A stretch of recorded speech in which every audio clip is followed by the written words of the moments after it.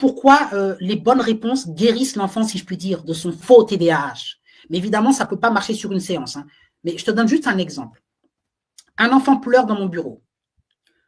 Il pleure avec une certaine force qui fait qu'on ne peut plus parler. Il fait beaucoup de bruit. Oui. La maman ou le papa sont là et qu'est-ce qu'ils font? L'enfant pleure et il attend, comme d'habitude, la fameuse conséquence, c'est que les parents vont donner leur attention à ses pleurs. C'est ce qui se passe. Et plus ils essaient de calmer l'enfant, de donner leur attention, oui, mais je t'ai déjà dit que tu peux pas avoir ça tout de suite. Là, on est chez le psychologue, tout ce qu'ils font là. Plus ils font ça, plus ils encouragent l'enfant à continuer de pleurer. Mais ça, ils ne comprennent pas pourquoi. Plusieurs fois, ça m'arrive de dire aux parents, monsieur, madame, parce que bon, dans mon bureau, j'arrive quand même à avoir une certaine autorité parce que j'ai une certaine crédibilité, puisqu'ils se disent que je suis spécialiste. Donc, ils me font confiance. Je dis, monsieur, madame, regardez-moi à partir de maintenant, ne regardez plus du tout l'enfant, ne vous adressez plus du tout à lui et conversons comme s'il n'était plus là, s'il vous plaît. Quand je fais ça, ça s'appelle un contre-conditionnement. Bon, les parents ne savent pas encore pourquoi, ils ne comprennent pas. En gros, on essaie de couper ce renforcement-là. Cet encouragement du mauvais comportement, pleurer, se plaindre. Plus tu donnes de l'attention à un enfant, plus il se plaint de cette attention. Je te rappelle l'éducation éventuellement qu'on a reçue, toi et moi, en termes de génération. Les parents d'avant n'avaient pas de problème parce que les parents avant ne répétaient pas. Ils n'avaient pas toute cette attention, cette éducation positive de se mettre à genoux auprès de l'enfant, de dire qu'est-ce que tu veux, nanana. Quand le parent disait une chose, il le disait une fois, il ne le répétait pas. Après, ça n'existait plus. Tu pouvais pleurer, te retourner à tous les sens, il ne te donnait pas d'attention. Et donc, ça calmait. Tu comprenais que ça ne servait à rien de pleurer. Aujourd'hui, le parent, dès que l'enfant pleure, chigne, qu'est-ce que tu as? Oui, mais toute cette attention, ils ne comprennent pas que ça encourage l'enfant dans ce mauvais comportement. Donc, qu'est-ce qui se passe à ton avis dans mon bureau quand je dis aux parents, on se regarde, on parle, ça n'existe plus?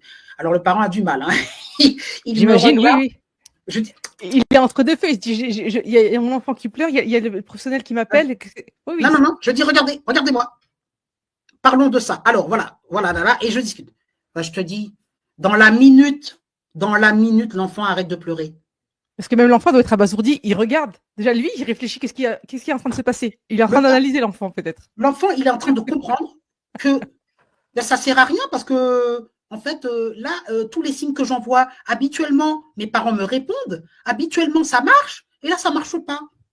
Là, j'ai beau me mettre dans tous les sens, ça ne marche pas. T'as pas l'impression, c'est ce que je remarque quand je parle à d'autres parents, c'est que le parent a perdu confiance en lui-même. Donc, il n'adopte pas la posture parentale. Alors, il a perdu Est-ce que le parent ne doute pas de lui? Parce que comme, par exemple, pour le petit canard, quand tu parles de ta cliente qui dit à son enfant, est-ce que tu veux bien donner le canard? Déjà là, non. Parce que oui, mais vous savez, enfin, moi, dans mon livre, j'explique tout ça. Depuis Françoise Dolto et même avant qu'elle, Simone de, enfin, bon, il y a plusieurs personnes. Oui. On a considéré, Françoise Dolto a dit, l'enfant est une personne. C'est quelque chose dont on se sert depuis Montessori dans les années 20, dans les années 30, se mettre à l'auteur de l'enfant, c'est aussi ce qu'ont dit les pédagogistes, on va essayer de t'enseigner selon ce que toi tu veux, respecter l'enfant, respecter la personne. En fait, on le respecte trop, l'enfant, d'accord? Oui, il y a un excès, quoi. On est passé d'un excès à l'autre. Par exemple, je dis, il y a une mère qui vient me voir un jour, je te raconte plein d'anecdotes, elle vient me voir avec une petite fille, et la petite fille, elle monte dans mon bureau avec son sandwich, parce que la maman, elle a estimé elle n'avait pas terminé son sandwich, et ça ne dérange pas la maman. Et quand je lui fais remarquer, elle me dit, oui, mais elle se justifie. Et je te raconte pas qu'elle n'a pas voulu donner suite aux ateliers. Ça ne lui a pas plu ce que je lui ai dit. Je lui ai dit, mais madame, tout le problème est là, vous venez avec une fille qui s'oppose à vous. C'est parce qu'elle n'est pas prête, en fait. La mère n'est pas prête, hein. Oui, pas prête. Pardon, elle n'est pas prête. Parce qu'elle ne revient pas, c'est qu'elle n'est pas prête. Non, mais avec moi, ça passe ou ça casse. Je lui dis, madame, vous donnez de mauvaises réponses à votre enfant. Point barre. Vous n'avez pas à autoriser et à souhaiter. On monte dans mon bureau, il n'y a pas de sandwich, point barre. La séance va commencer.